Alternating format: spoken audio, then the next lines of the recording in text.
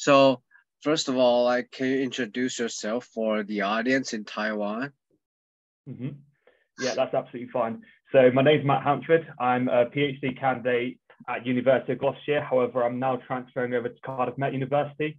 So my supervisor recently got a new job there. So now me and a couple of other PhD students are shifting over to that university.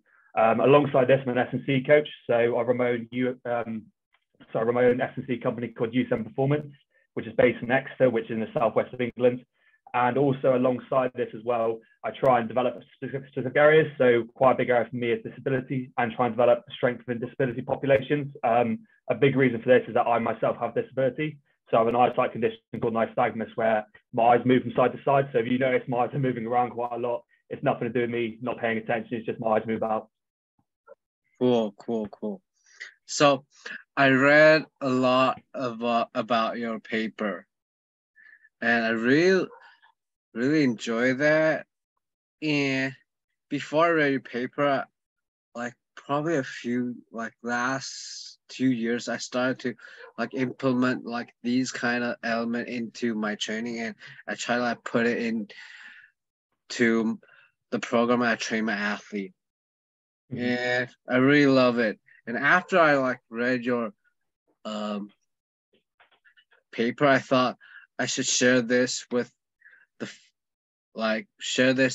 for the coaches with the coaches in Taiwan. But that's awesome, yeah. But first of all, like, why do you think that we should like use eccentric training? Yeah, sure. So I think what's really important to understand when you think about eccentric training is that we kind of use it as an umbrella term. So Dr. Mel Harden, Professor Paul Kumpf, and Professor Greg Haff wrote a book chapter around eccentric training.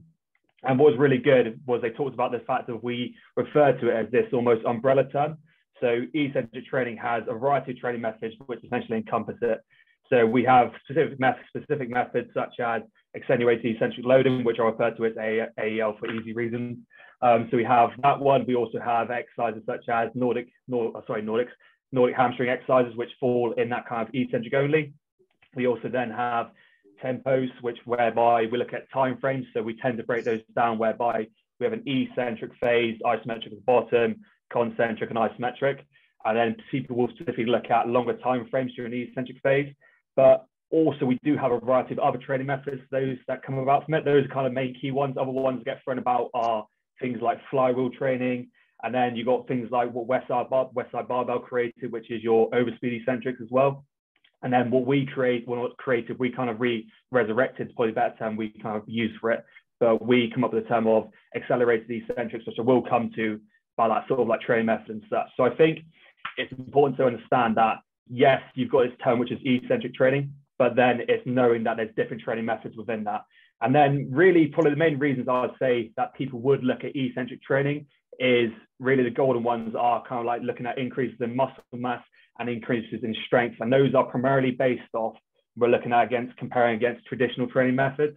So most studies have looked at, say, accentuated eccentric loading. They looked at comparing that versus against traditional methods. And what they've seen is that they get a greater increase in muscle mass and strength. So that's really cool. And it's quite interesting kind of concept to think about. But those are kind of two main ones. There are some other stuff off the back of it. So there's 3 reviews which looked at kind of the increase in flexibility with regards to eccentric training. I haven't looked too much around that, but that's just for the listeners. So there's out there, there's stuff like that out there. But then more specifically, people are starting now to look at such things as like breaking rate of force development. So it's your eccentric rate of force development. So it's your ability to develop force in a quick time frame. So rate of force development basically refers to change in force in relation to the change in time. So that's where we're starting to look more towards. So it's great having things like increasing muscle mass and strength, but it's also about thinking about specific metrics such as peak breaking force or eccentric RFD. Great. So why should we like accelerate the eccentric phase? Like with sure, no worries. So probably the main thing we need to sort of like get our head around with sort of eccentric phase and stuff is that even though in eccentric phase we are performing at an exercise, it's not necessarily considering the fact that this pure term, we term it like pure eccentric action. So probably what most people will refer to and what they think of eccentric muscle actions are is when the external force is far greater than that being produced by the muscle itself, and therefore the muscle is forcibly lengthened. So we tend to see that when we look at such methods such as like accentuated eccentric loading, or to some athletes who say can only perform eccentric phase in Nordics, that's what we tend to understand with it. But what our sort of accelerated eccentric stuff, which I will come to in a bit as well, but what we sort of think about is that, yes, we perform the eccentric phase, but what actually is happening, we're almost having this unweighing phase a little bit.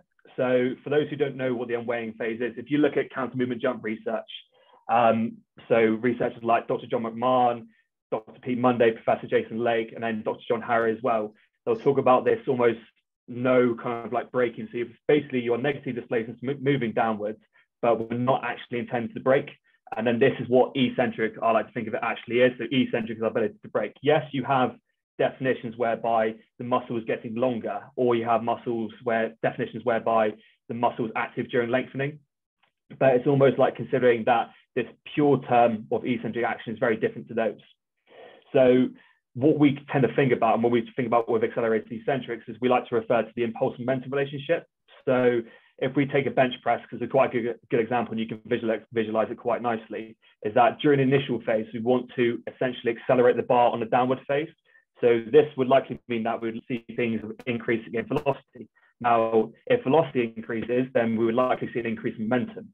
But because there's a greater momentum, by a suitable impulse strategy to be able to decelerate that momentum.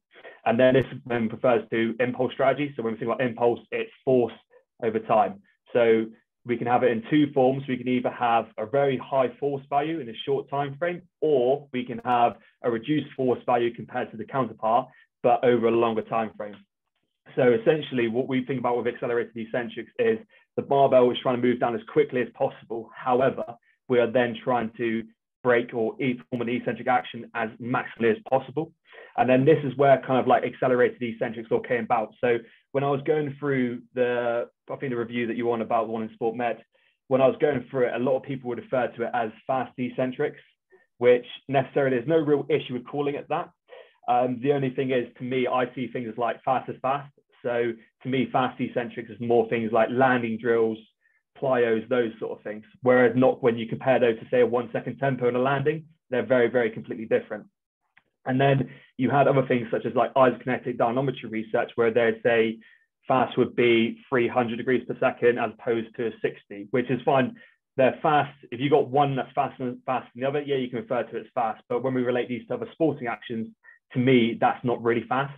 And that's where kind of the idea of, right, we need to start thinking of a better term for this, because if we just say fast eccentrics, it basically implies who can send it down the fastest and then kind of reverse it out of it, which is not what we're looking for. We're looking for, like I said, this initial almost unweighing or the barbell traveling quite quickly, and then be able to produce a maximal braking force.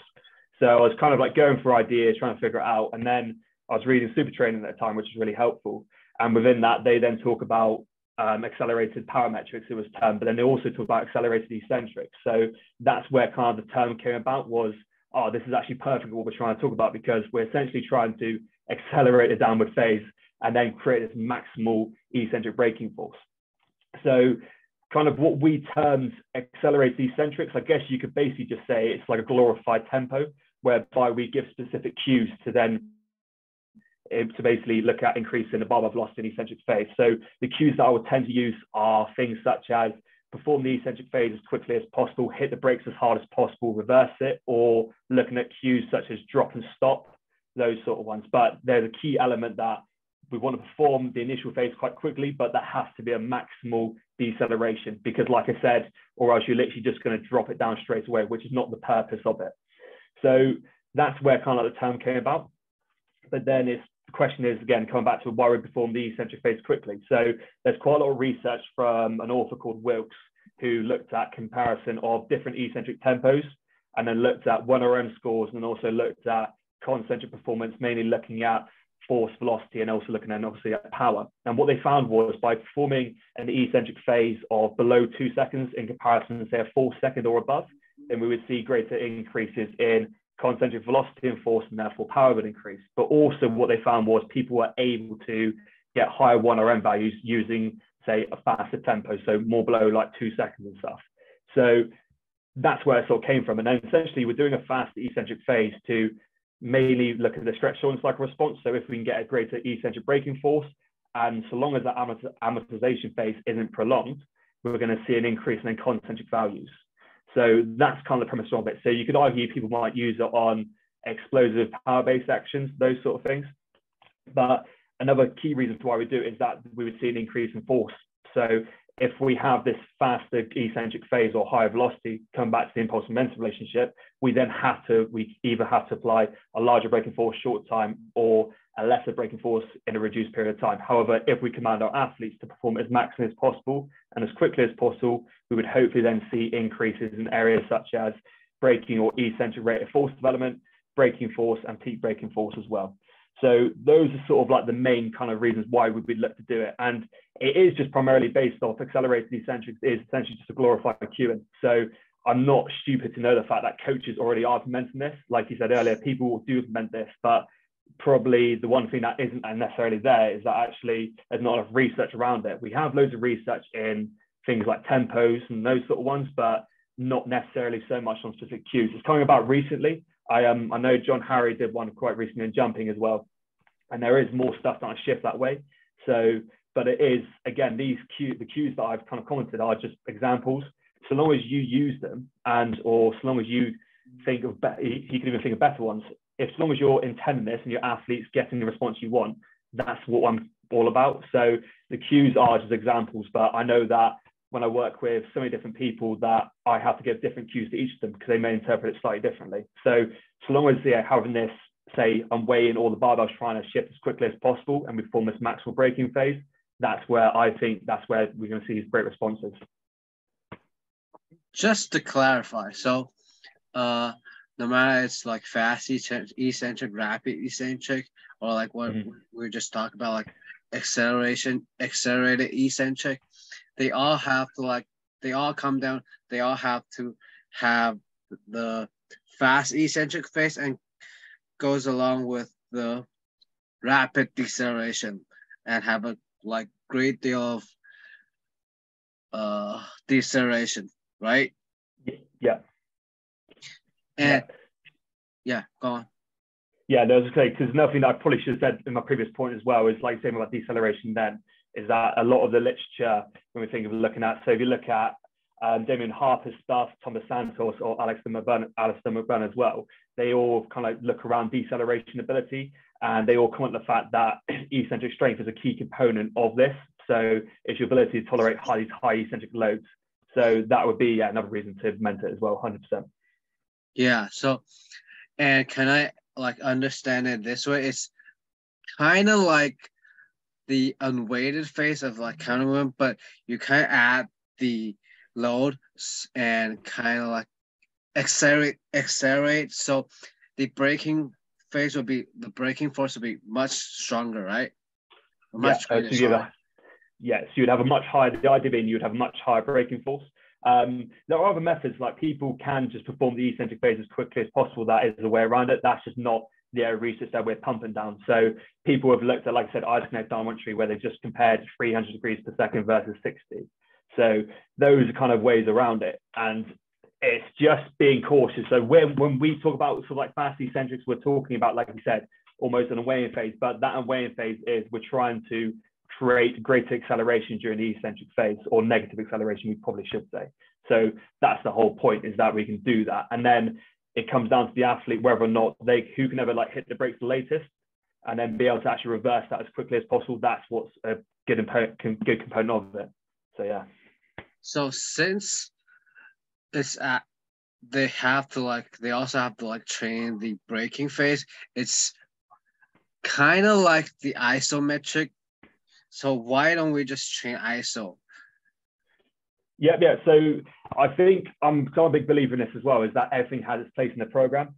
So you've got things like your isometrics, like your yielding, your overcoming isometrics, and then obviously recently there's a bit of research coming out of quasi-isometrics as well. So there is content to say, why would you not just do an isometric phase? But if we look at the eccentric research, we can then produce we can produce higher braking, we can produce a higher force than that of the isometric and concentric. So that's the logic behind it. But I'm a massive fan of just thinking, what does your athlete actually need? So it's not just a case of, oh, we're just going to do isometrics. It's a case of, no, let's do eccentrics because this person needs it. However, this person might need a different training stimulus. So my opinion is, like, everything has its own place in this program. The reason I would implement eccentric is because I'm looking at the ability to decelerate a load as quickly as possible, or looking at increases in muscle mass, looking at increases in strength. That'd be my reasons to it. If I was looking more at isometrics, I might use it for different reasons. So it could be, I noticed that my athlete during a squat struggles at the bottom, so I might implement, say, a yielding phase isometric there. Cool. So for all those like eccentric training, like acceleration, eccentric loading, accentuated loading. I'm sorry for that. Accelerated eccentric phase and like slow tempo eccentric. Like what is the difference between these kind of eccentric, and how would you like put it into like a whole year strength training program? Yeah, sure. So again, coming back to it, so we've got eccentric training, which is this umbrella term which you talk about, but then it's about thinking about each training method, and then why would we actually implement it, but also it's about considering of me as a coach, my equipment availability, the time I have for my athletes, and other components as well. So all those taken into consideration, you've got many different training methods you can utilize. So I'll just go through as top of my head, kind of go from my heavy to fast if you want to go down that route. But what we kind of primarily look at is probably what most people will associate with eccentric training is kind of this AEL, or accentuated eccentric loading, which has become quite big, which is really cool. And kind of the training methods that people mainly have seen would be things like J hooks, where hooks hang on to the end of a barbell. People will perform the eccentric phase, they clip off, and then you stand up. There are other equipment. I know there's some equipment that's been created quite recently, and then you have Dr. Mel Harden's stuff as well, where she had a leg press, which is class as well. So primarily that is when we look at super maximal loads. So super maximal being in higher than concentric 1RM. So that would be up to about 150 of concentric 1RM. So technically, if you had a 100 kilo back squat, you could lower an extra 50 kilos on the J hooks. That's the logic behind it. That one, if you want to kind of reference around this sort of topic as well, I really recommend seeing or reading Dr. Tim Suckermel's research. He's done a 2-part review in this. So that's a really good one to review. And some of the one I talk about is actually in that as well. But AEL, primarily, we would look at that super maximal stuff. There is caution with it because it's such a high eccentric load, likelihood of increasing fatigue would be there. But then the strength gains that we would see using that training method are better than that of traditional. So if I have the availability to be able to do it, I can. But if I'm right in the middle of the season and my athletes are quite fatigued, I wouldn't necessarily look down a route because it would just back them up even more. So primarily, I would tend to think that one be more of like an off-season one because I have more time. Athletes aren't doing as much, so they can experience this heavy eccentric load. And then I would likely see increases in mainly strength, but also greater increase in muscle mass. But then AEL also then has submax. So submax is, again, making sure that you're below concentric 1RM, but the eccentric load is greater than that of the concentric load. And what's important with AEL as well, because I just kind of missed it before, is that when you add the greater eccentric load, it doesn't ruin essentially the harmonic motion of the exercise. So if your technique starts suffering, you might have to wind it back a little bit as well. But with submax, that's when we start looking at increasing, say, concentric values such as velocity or power. That's what we look at. So it could be looking at an 80% on the 80% load on the way down and then 60% on the way up, as an example, with the J hooks popping off. So that's what I'd use. That one can be implemented more within an in-season program. But with these, the only issue is that you have to reattach the J hooks every single time. So people tend to use these within cluster sets, or they'll perform 1 rep with the J hooks and then perform a further 2. The idea being that you would have a potentiation effect off those. AEL can go further than that. Then some people have looked at AEL with jumping methods as well. So we termed it plyo AEL just for ease in relation to jumping based movements, but some people just refer to it as accentuated jumps or accentuated eccentric loading jumps.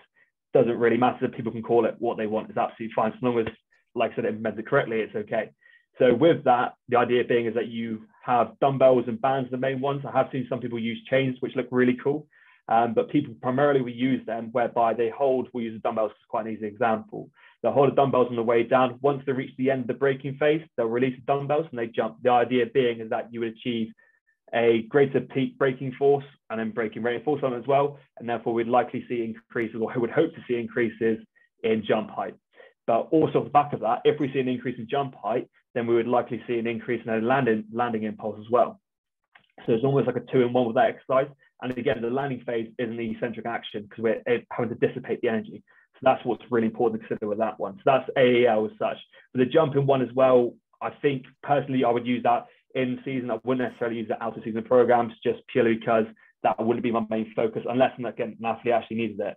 Key thing with the AEL stuff is as well familiarization. So the athletes have to actually be capable to perform the exercise, especially with the plyo AEL stuff. So a mate of mine who's actually doing a PhD year behind me, called Tommy Bright. He's looking at this sort of training method and looking at familiarization sessions, and he's had to have quite a few because people are getting used to it. But when people get used to it, it makes life a lot easier then. So that's AEL, I would say. You then got flywheel training, which has become quite big as well. Flywheel training is really cool, but again, it's very you can't do it unless you've got the equipment. So, and that's probably the main limiting things of AEL and flywheel, being that if you don't have it, you can't do it. But it's important to understand with flywheel training. So some people have used it as a term for eccentric overload. I know some people now have said don't necessarily use it as a term. So it's just primarily based on the fact that the eccentric load during flywheel will be governed by the concentric impulse. And obviously we know that eccentric will always exceed concentric. So it's about considering that. But what flywheel does, and actually what's really cool, and it's kind of similar to what we talk about with our cues, is that some researchers will almost say provide little resistance for the initial first third or the first 2/3, and then apply a maximal braking phase. And then they're seeing with flywheel research, there's some training studies that have shown increases in strength, as well as looking at COD and sprint performance as well. So flywheel, if you haven't got it, you can't do it essentially, and it is a bit expensive bit of kit. But again, there's loads of research suggests it is worthwhile doing it if you have the opportunity to do it. Some people have used it within in-season programs, within in-season programs. But personally, myself, I don't know enough around it to say when you wouldn't implement it. So, but hopefully one day we'll get a flywheel device and I'll do some more research with it. So that'd be cool. And then obviously, probably what most people would implement is kind of your tempo trainings, or what we'll specify as eccentric tempos. So Ben Drury, or Dr. Ben Drury, Mel Harden, and then I think it was a person called McBride, all did reviews or surveys with practitioners and academics around what training methods they implement within their own practice. And the main thing that came up was eccentric tempos. So it just shows that we as coaches will use cues because we have barbells, we have weights. That's what best thing we can do. And if we don't have the other equipment, that's the way we're going to do it. And then tempo sort of stuff, people will just look at, say, doing a 1-second eccentric tempo, or maybe like a 3 or a 4. Some people have looked at 10-second eccentric tempos. The only thing I have really necessarily against the long time attentions, or like those ones more than 5 seconds, is just time.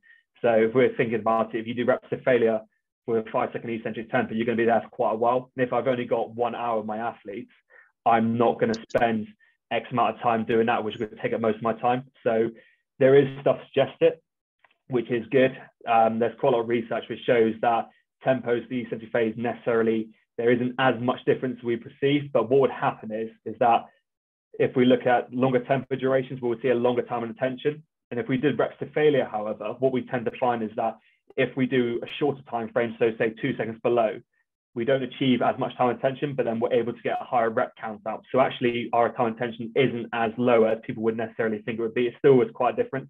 Again, Wilkes done a paper in it and found there was I think it was a significant difference between the two. So it is important to consider that. But tempos primarily for me, I would use them working with youth athletes purely because they're a fantastic way of teaching each phase of the exercise. Just because the kids can figure out, okay, this is a downward phase, this is a hold, this is coming up. So they're great for when you first learn an exercise. And then also, if I want to, say, looking at increased muscle mass, I might start specifying within that as well. But tempos for me is just something that's a constant throughout. You can use them, but I tend to be more explicit with my cues these days just because of my research I do. So instead of saying 1 second down, 1 second hold, I might say maximal eccentric phase with a maximal hold at the bottom and then stand up with intent potentially. But that's just me. So people, it's hard to do whatever they want to. But those are kind of like the main 3 ones. Obviously, you've got your eccentric only and you've got Nordic. So eccentric only, people primarily probably associate this one with Nordic hamstring exercises. And there's a lot of research within that. Majority of the research that's assessed it have compared, say, Nordics, so 2 training groups, one doing Nordics and one not doing Nordics, and they've looked at hamstring injury rates within soccer as an example. So, and what the results do show is that their hamstring training will basically allow for this decrease in hamstring injury rates, which is fantastic. So basically the research suggests if you do your hamstrings against no training, you're going to see a response. So, and there's lots of research coming out about Nordics, which is fantastic. Alongside kind of the eccentric only stuff, some people will mentor with like an eccentric only squat as well. But then we think about when we work with, say, youth athletes or people who are just new to strength training, we can look at eccentric only push-ups when we only go in a downward phase, or when we're first learning to do pull-ups, we might just be able to do the eccentric phase of pull-up. This is because we're stronger, so we get stronger during the eccentric phase. Therefore, we can execute this and see greater increases in strength in those motions. So again, we can look at sort of like youth training as you would, but look at this kind of eccentric only pull-ups where we perform the only downward phase, and likewise the same with press-ups as well. So with regards to sort of like eccentric only, I would implement it when and if needed. That's simply it. So I always do kind of like 4-week cycles on it. Nordics is kind of like a thing I try and keep majority of the time on programming, but then I will phase it in and out again. And then you do have obviously other training methods with regards to eccentric training around that. You've got probably a main big one coming out of Westside Barbell, and that was made famous by Louis Simmons, was overspeed eccentrics, where we apply resistance bands. The idea being is that the band will almost slingshot the barbell down, and it's your job then to reverse that bar. So again, coming back to that impulse-momentum relationship I was talking about, the bands will increase the velocity, therefore you have to apply a big enough braking phase to then reverse that bar back up. Within that, I know they talk about kind of like cluster sets, which are good, so like 8 times 3, or they might do intrasets within it as well. Those ones, they will talk about 20% of band tension with X amount of barbell load, depending on what you're trying to do. Entirely, I think with regards to kind of you looking at sort of the overspeed eccentrics, or looking at speed element, it might be 40% barbell load with a 20% band tension. So, but with those, there are some really important things to consider with using band tension, so making sure there's tension at the bottom of the exercise. It doesn't that your bands just go slack at the bottom. There has to be tension throughout the entire movement. And again, it is this actual maximal braking phase as opposed to this kind of down quick, up quick. Yes, we want the movement to be fast, but we need to actually make sure we're not bouncing off our chest if we use a barbell bench press as an example. So that's those ones. Then that fits in quite nicely with our stuff with the accelerated eccentrics. So again, explicit cues to basically enhance the eccentric phase, so we can basically achieve a greater momentum with the barbell. Therefore, we can reverse that weight as much as possible. And because of that, we have to then increase eccentric braking force and so on. So that would be our method. We would primarily use them in relation to, I would use them again when and if needed. So if my athlete needs to improve greater force development or get better at braking very quickly, that's what I push more towards them. Okay. And then you do have other methods still along that, so it's never ended list. I think probably ones that people most familiar with would be like 2-to-1 method. So this would be, we tend to see this like a seated row exercise whereby you pull in with 2 limbs, one hand releases, then you perform the eccentric phase. That being is that the load during the eccentric phase would be greater, therefore you're performing a maximal eccentric action. And that's important to consider. Those I tend to find work quite now well with like machine-based exercises. You can do them with, say, free weights. So some people might do a single leg squat into 2-legged squat as an example, but I tend to use 2-to-1s primarily with machine-based just because of the ease of the exercise, and it works quite nicely as well. There are other methods, obviously, but I'll be here forever to go through them all. But those are kind of like the main key ones that I would necessarily use in programming, yeah. Love that, love that. So for all those like eccentric training, no matter it's like AEL or like flywheel or Nordic hamstring, is there like, or like accelerated eccentric, is there like a certain like threshold or a strength level you have to achieve so you can like implement these kind of training? Yep. So yeah, I'd always basically so first they can actually perform the exercise properly. So not just throwing someone into supermax AL during a back squat if they can't squat. So that's a key thing for me, is like I said, so I'd always look at like tempos first to implement them coming through. You could say sort of like AEL and flywheel might be seen more as like an advanced training method. However, some people have looked at flywheel within youth training. So again, my mate Tommy, who's doing a PhD as well, was looking at all that youth eccentric stuff. So hopefully there's some research coming out about sort of like this element, these sort of training methods. So it'd be awesome to see that. But kind of, I'd say with AEL, we kind of want, I'd say, looking at relatively strong, so 1.5 times body weight back squat, something that I would look at. I wouldn't necessarily go below that as such. Some people, it's entirely to you if you want to do it, but that's kind of what I would shift more towards. It's sort of more my stuff for the accelerated eccentrics. Again, they have to be able to perform the exercise properly and actually learn the coaching cues. So that's the main consideration with this stuff, is actually learning the cues and then actually being able to implement it properly. So that's what I'm tending to see with it. And it's also using the right cues to be able to get the right response. Like I said to you, everyone's different. So to me, it's trying to find the right way of they can interpret it and then execute it. So, but then if we think about eccentric onlys, we use eccentric only pull-ups and stuff. So with youth athletes, teach them how to do those sort of things. So those can be implemented when essentially quite early on, but sort of more with my sort of accelerated eccentric stuff, I would say making sure people are relatively strong. So looking at being able to bench press their own body weight, those sort of things. And then I can start pushing towards those sort of training methods. That's what I do. But it's still relatively early on in our research journey with this kind of training method. So I might be in a couple of years' time, I might say, actually, no, we can start it sooner, or it might be, you better start it later. So that's the beauty of research. We can keep going on. Good. So you also mentioned that if you're going to program, like, let's say, whatever the athlete is, you're probably going to program AEL in the off season, right? So yeah, go on, Carol.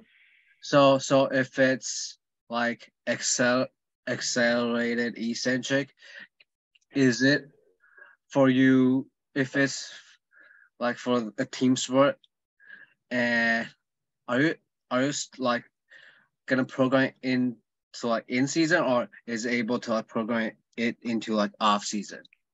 Yeah, sure. Yeah. So again, we're still very early on this kind of thought process of this. So a lot of this is kind of what I'm thinking with it all. But with me, again, it's the reasoning to why you would implement it. So for my reasoning to implement this training method, it is I'm looking for areas such as increasing eccentric rate of force development, increasing eccentric braking force as a whole. So those would be my main things. So I'd say do an assessment using a force plate and say, right, this is one of my athletes, this is what I need to improve, this is what I need to get better at.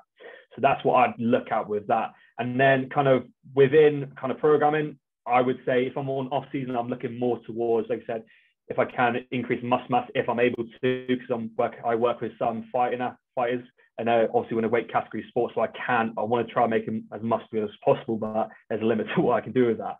So within it, yeah, you got that, but primarily, yeah, I would say we would look more towards like an in-season program, unless you really want to work on it out of season. Again, looking at familiarization, I might implement it during a warm-up exercise so that when it comes to in-season, they can actually implement it properly. So to me, it's when and if needed. That's the big thing that I'm quite large on.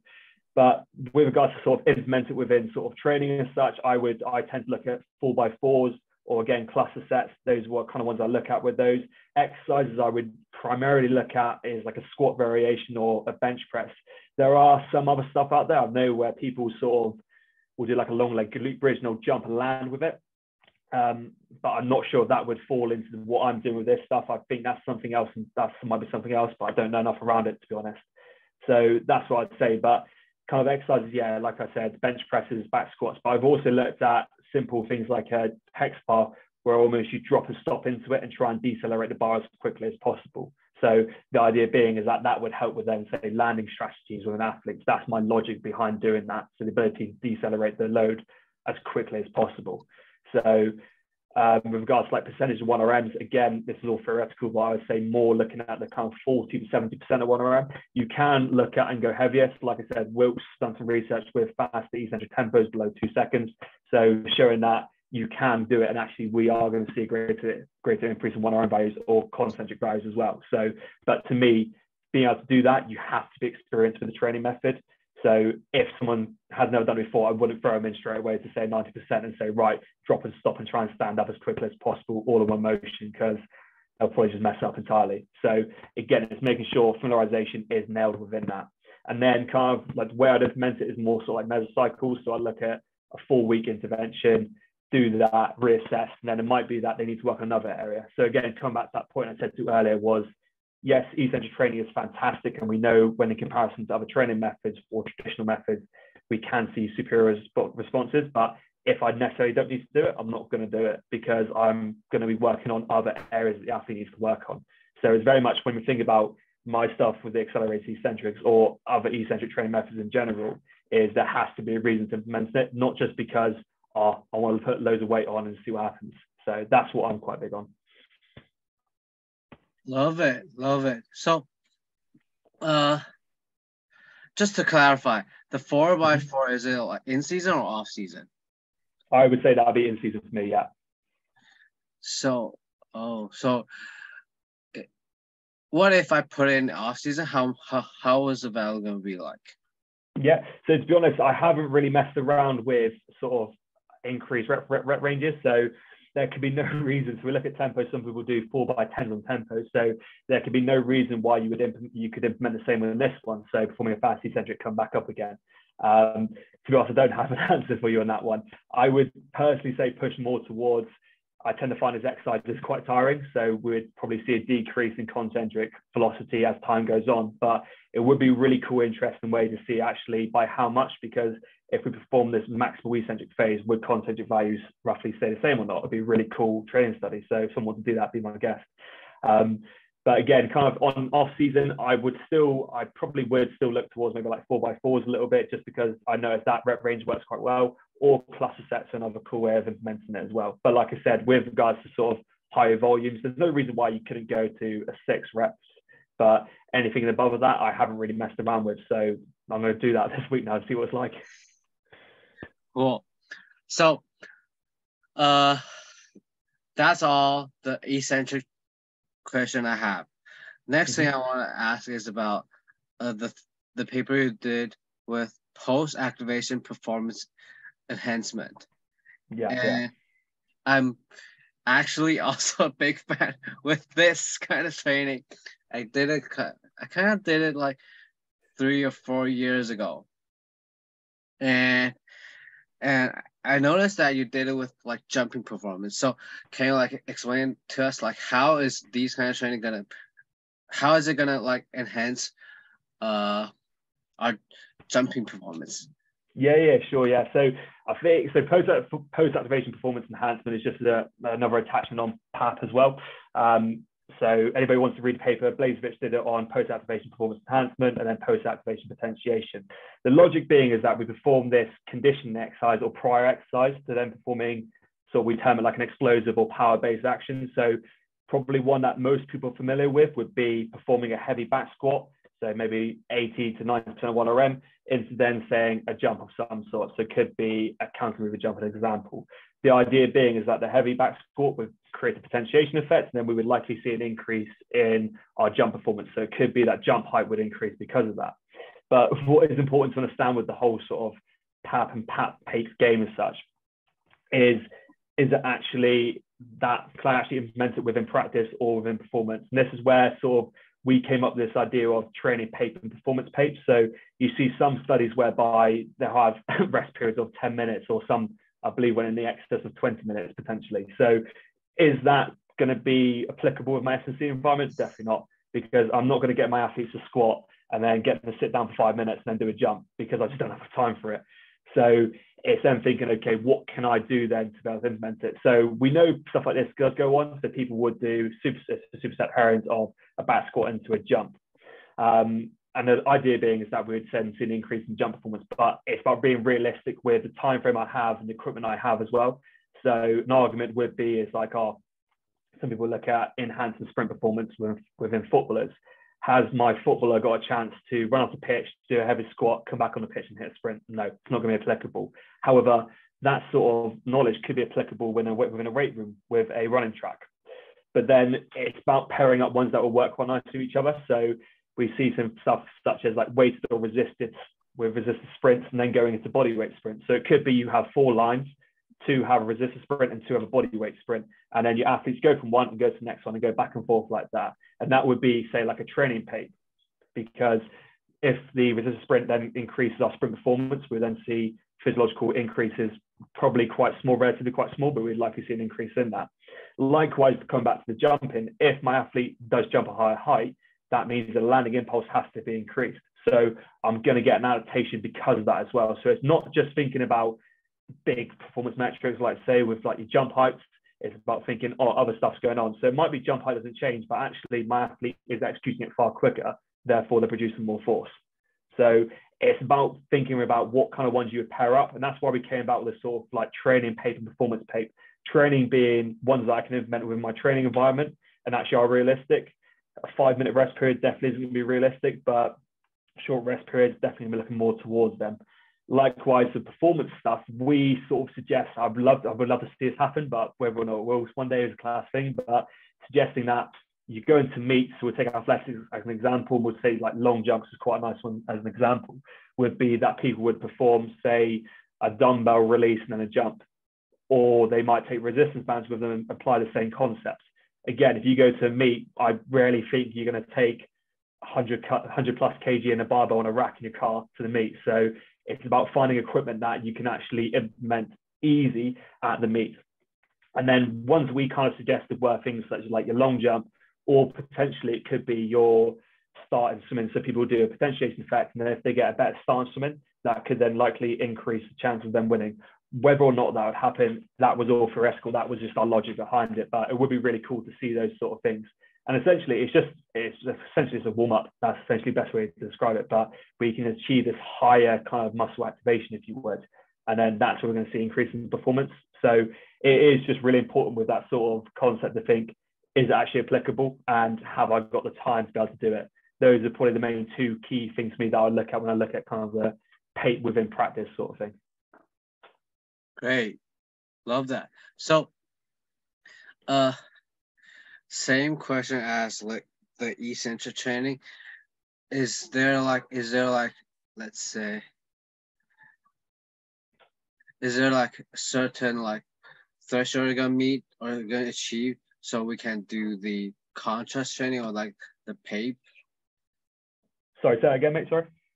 So, I mean, is there like certain like strength level you're gonna achieve so you can do the PAPE?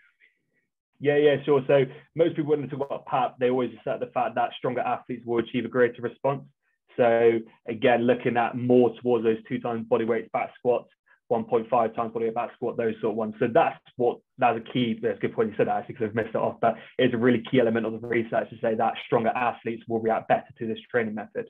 So that's just a key thing to consider as well. Again, if your athlete doesn't have that, it's not to say you can't do it, but you're likely to see better responses if your athletes are stronger towards those what we call high strength level athletes. Yeah. I know this. I'm gonna ask this stupid question, but why does it have to be like stronger athletes gonna have like greater response to these kind of like, no matter it's like eccentric focus on eccentric or like PAP? So what, as in like why stronger athletes react better to it, do you mean? I mean, why stronger athletes tend to have like greater result with these training? Yeah, I mean, off the top of my head, I'd probably just say greater increases in force production. Obviously, if we're stronger, we're going to see greater increases in rate of force development. So, and we know the fact that if stronger athletes, those who are stronger see greater, they're faster, can jump higher, those sort of things. So it's just, to me, it's built off basic correlations, and also its ability to recover as well, I'd say, with the PAPE stuff. So stronger athletes might be able to recover quicker. That's what I suggest within that kind of realm. So that's what I'd say. So for, let's say for rugby team athletes, do you have like, are you gonna implement into like in season or off season? What, eccentric, accelerated eccentrics or the PAPE stuff? The PAPE, sorry. PAPE. To be honest, with regards to like PAPE stuff, I'll implement it within season. So say I don't necessarily work so much with team sport athletes. I primarily work more with individual athletes, but within season, those sort of things I would look at, like say a back squat going into a jump. And that's what I'd implement within those. I probably wouldn't necessarily look at out of season stuff potentially. Just because, again, in my out season program, depending on what the athlete is actually trying to achieve as well, but I'm going to be more concerned with looking at completing the actual main exercise. So my back squat, specific example was back squat, but back squat being the main one that I want to implement. That's the key one I'm going to look at. Again, with the sort of like PAPE stuff, even though there is some good research to suggest that this stuff does work, it's just me being applicable. So I will pair those up, but also I will be considerate of other superset pairings. So kind of like, I don't like using terms like your prehab exercise as well. So those ones that I would use in combination as well. So I wouldn't just put a PAP on every single exercise going. I would say, might do the beginning, I might do some initial kind of like plyo work, then go into heavy back squat, might add like cam movement jump in there potentially. But then outside of that, then I'll have my other rehab or prehab exercise as well, which would be ones that are geared for that sport specifically. Cool. That's kind of like all the questions I have for today. If No, there's that's like, absolutely fun. yeah. So if there's like coaches are interested in what we're talking about today, where can they reach out to you? Yeah, so basically you can reach out on Twitter. So I think my handle on Twitter is something like Matt Handford _ something like that. But again, my company that I run is UTM Performance. And then literally we're so my research team, or not research team. So I have my supervisor, Dr. John Hughes. And then we have an bigger, wider group than that. So we have Dr. Pete Monday, who obviously is one of the sports scientists or chief sports scientists at Hawkins Dynamics. Then I have Professor Jason Lake. And then my friend Tommy Bright, who's at Plymouth Marshall University. So he's studying the youth stuff. So as a group, we are hopefully going to be putting out quite a lot of research around this area. And then the more and more stuff we do, hopefully the more wider audience will reach. But by all means, people just contact me on social media. That's absolutely fine. So, and then likewise, I believe the papers are, some of them are available for free or just on ResearchGate. Just drop me a line, I can probably send it across. So appreciate that.